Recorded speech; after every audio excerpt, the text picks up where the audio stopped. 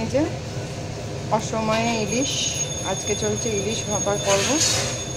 তো এর মধ্যে সর্ষে, ইলিশ, লঙ্কা বাটা, নুন, মিষ্টি, টমেটো কুচি, এরপর লঙ্কা কুচি দেবো। দিয়ে এই যে তেলটা ভালো করে মেখে নিচ্ছি। মানে মাখতে মাখতেই যেন অর্ধেক টেস্ট অর্ধেক ফ্লেভার এর মধ্যে আছে, ভালোভাবে মেখে নিতে হবে।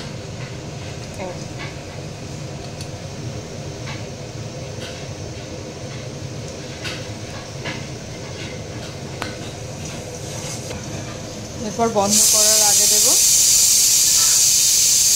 কিছুটা সর্ষের তেল, সাইড থেকে যেরকম দেখা যায়, আর দেবো কাঁচা লঙ্কা।